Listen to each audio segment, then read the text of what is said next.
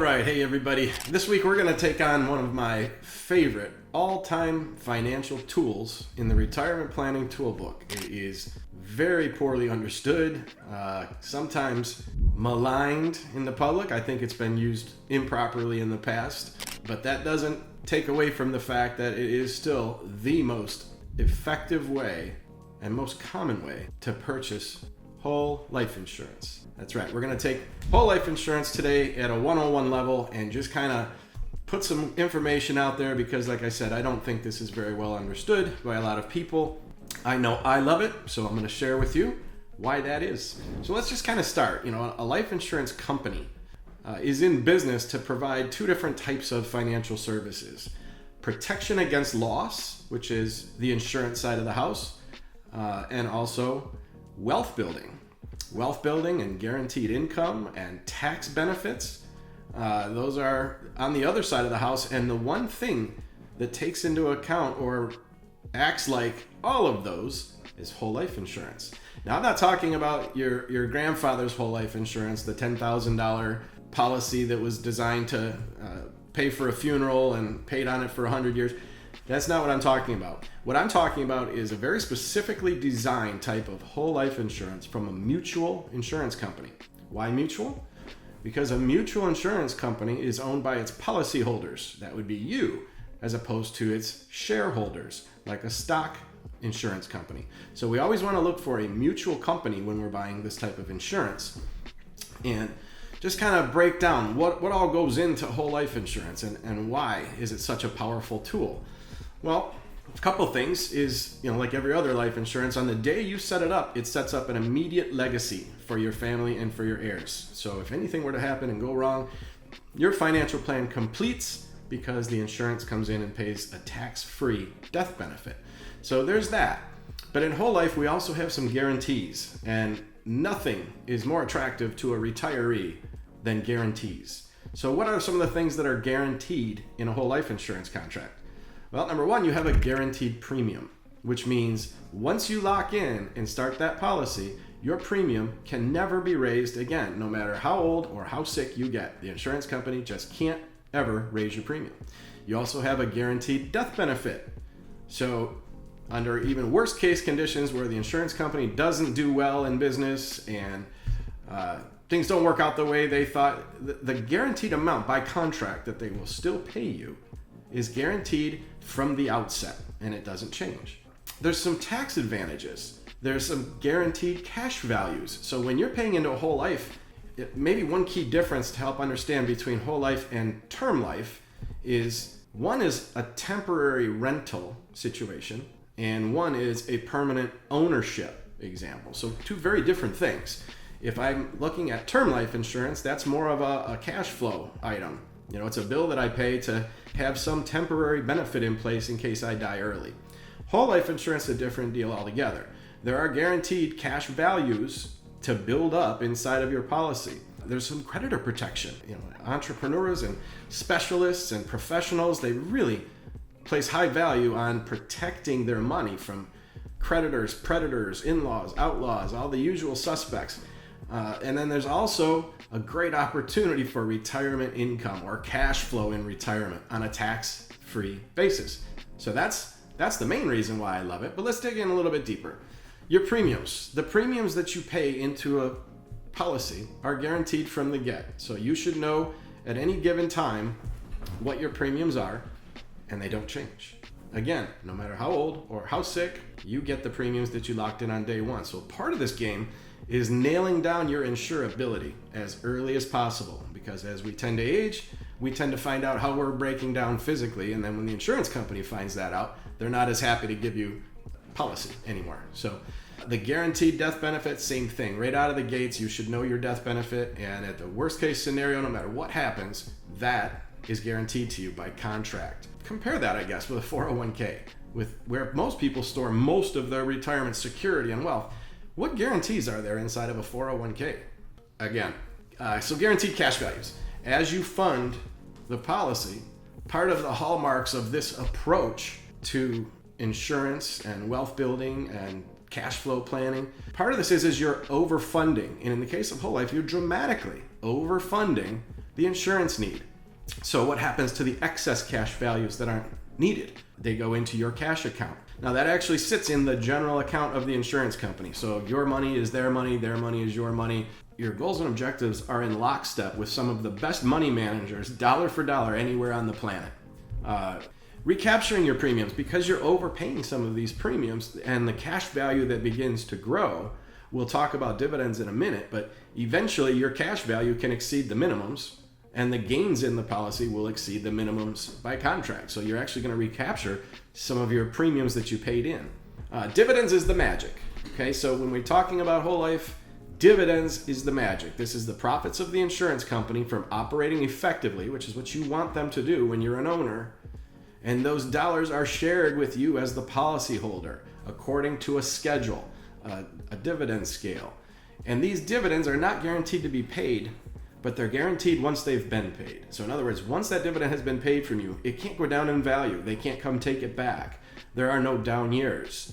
So this is very important. And the IRS treats these dividends as a tax-free return of your premium dollars. So again, lots of tax breaks in here. We can't get into all of them today, but at the 101 level, I just want you to understand the money that's inside these policies can grow tax deferred. We'll find out shortly that you can access it tax exempt and then leave it when you pass away to your family tax free again. So it's that triple threat that makes it what it is.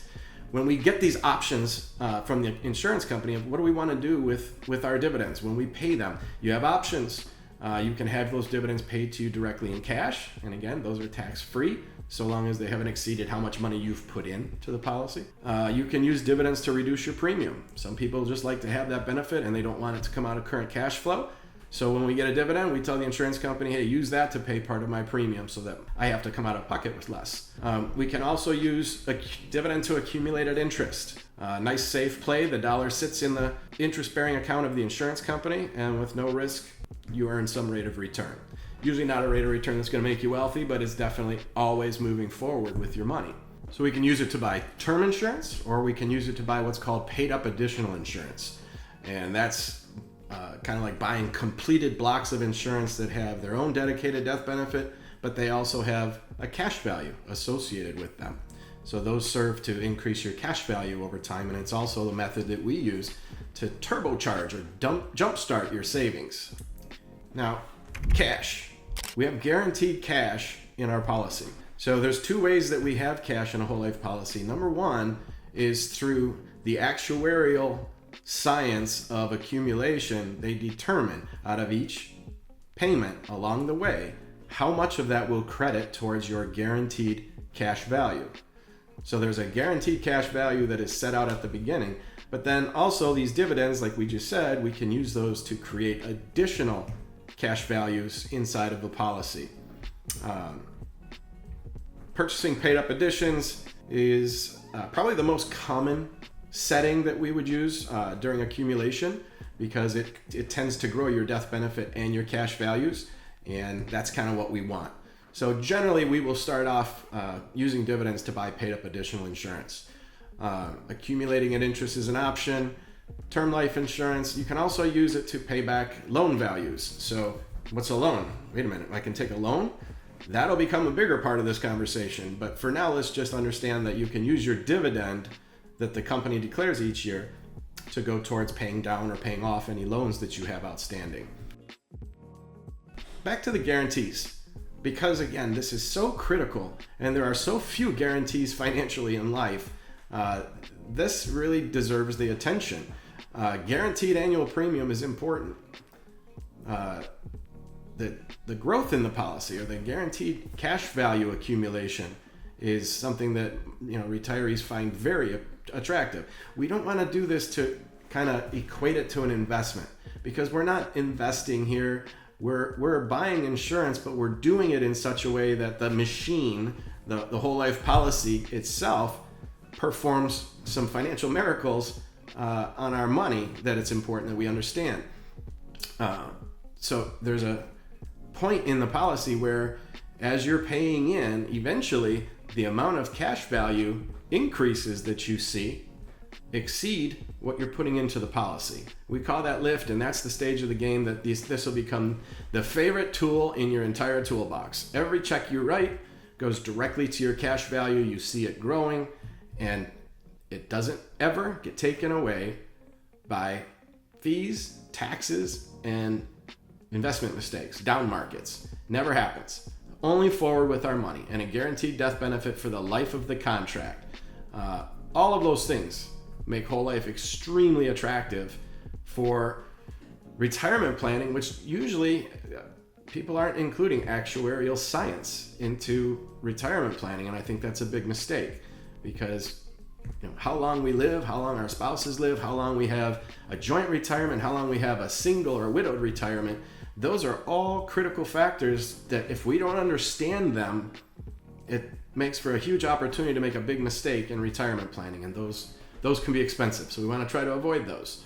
Let's talk about flexible payment, because it's what sounds like a very inflexible product at first becomes one of the most flexible products available after you've paid into it for a little bit of time. So if you can imagine your guaranteed premium, and I've also shared with you that you can have loans. We can use some combination of loans and reduce premiums during periods of time where we know we don't want to pay as much into the policy. Maybe we have additional expenses out somewhere in the future that during that period of time, additional cash flow is needed somewhere else and we don't want to pay a premium. Well, we can use loans to temporarily have the insurance company make our premium payments for us. And as long as there's cash in your policy, it'll stay in business. So we want to make sure that the policy never runs out of money. And there's a few ways you can do that, but understanding it up front is the most part. And then what is it about having whole life that is so powerful? It's not that insurance is all that great. Insurance is just insurance. 401ks are just 401ks. Everything is what it is, but understanding how it works is critical. So when we make a premium payment into the insurance company, we're sending our dollars in, it lands in the insurance company's general account, they run their business and they manage it and they pay profits back to you as a policyholder. We set up an immediate death benefit. No different from other insurance here, but I think the idea that it's permanent is one thing to understand. It's there forever. And death is a permanent problem. So I see a lot of times people are using term insurance, which is a temporary product, to fix a permanent problem. And the insurance companies have talked us into doing that. Maybe that's a topic for another day, but term insurance generally will become the most expensive way to buy your insurance. Whole life will definitely be the least expensive way over time. We have our immediate death benefits that increase over time. As we fund the policy and we use our dividends to buy paid up insurance, the insurance death benefit continues to climb, as does the cash values. One of the really cool things about this that maybe is really underrated is the disability waiver of premium. Imagine a world where you set out your entire financial plan based on saving this money, but you become disabled and you're not able to work anymore. In any other type of plan, you'd be in serious trouble. Whole life has a benefit called waiver of premium for disability, which means if you become completely disabled, the insurance company will continue to make your premium payments, or your retirement contributions in this case, for you. Huge, huge benefit. Also, I touched on a little bit earlier that the money or the cash values that live inside of your policy in many cases are protected from creditors. Okay, so as opposed to having your money in a brokerage account or a bank account where there's no specific creditor protection, whole life and life insurance in general enjoys very strong creditor protection based on the state that you live in. So if you have questions, let me know, or look up for your particular state. One of the things that this policy also can do for you is if you are ever diagnosed with chronic or terminal illness, that can be a really horrible time financially for the family. There's an acceleration of benefits where the insurance company will allow you to accelerate a portion of your policy's death benefits while you're still alive to help address or pay for this type of care. So a lot of times it's the difference between a family staying afloat or not, and this one's a powerful one.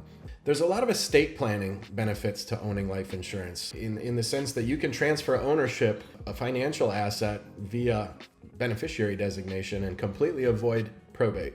So it's a very powerful tool for estate planning as well. We also call it a government plan maximizer. And why we call it that is because a lot of these government plans, Social Security, Medicare, the like, when it's time for you to claim your benefit, they're looking at how much other money do you have. And when they look at your tax return, what taxable income they see kind of determines how much of those benefits you get to keep. So when it comes to taxes, let's just be real clear. We're not trying to evade taxes. We're not talking about breaking rules or laws. But when it comes to taxes, pay only the tax that you owe and only pay it one time. There are taxes embedded into retirement savings. The life insurance death benefit can come in and replace the taxes that were paid in the hands of the beneficiary. So just a good way to recover costs that we can't avoid. So we want to minimize costs, but when we can't get around it, we want to look for strategies to recover the money that we lost. And in this case, it's the death benefit that comes in and replaces all the tax money that you paid out. Income maximization, same thing with our growth assets. How do you spend assets differently when you know they'll be replaced at the end of your game? It's a freedom thing. It gives you a permission slip to go out and spend these assets differently. That's the real power of having a permanent death benefit. Volatility defense, where do I draw my income from? If you have multiple sources of income in retirement, anytime you have volatile assets, stock market, bond market assets, it's always painful to have to sell them at a loss. So if all of your money comes from the stock market and the stock market is down, you kind of have no choice. But if you look at maybe your life insurance cash value as a non-correlated asset to the market. So when the stock market is down, I don't want to sell those investments to derive my income.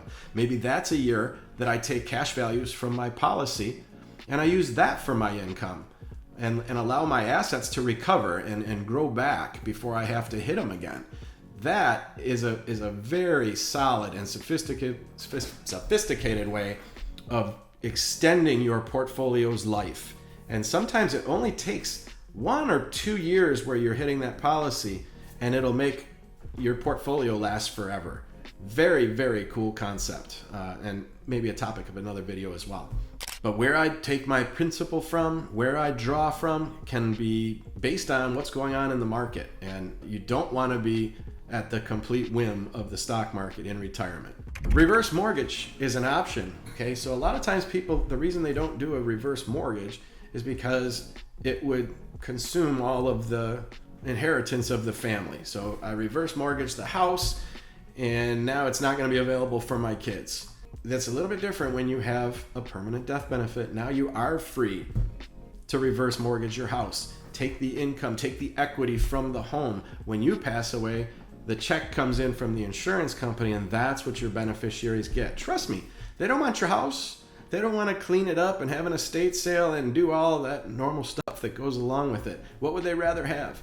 A check. And what would you rather have? The freedom to take that reverse mortgage without disinheriting your family. Business continuation enhancement, again, a permanent death benefit allows you to manage in a way that you would not normally be able to manage because you have that security, that financial security of knowing that the death benefit is going to come in at exactly the right time when it's needed. So the living benefits of owning a permanent death benefit cannot be understated. It is the key to retirement planning because if you don't do this, you will still have insurance in retirement. It's just called the assets that you're not free to spend. The account that you won't touch because it's kind of designated for your kids, or the vacation you won't take because it's going to come out of everybody's residual money. The permanent death benefit gives you the freedom to act in ways you want to act, but normally wouldn't have the freedom to act. So owning a permanent death benefit, and I believe a whole life permanent death benefit from a mutual carrier, is the most powerful tool you could have in your retirement planning toolbox. No home should be without one.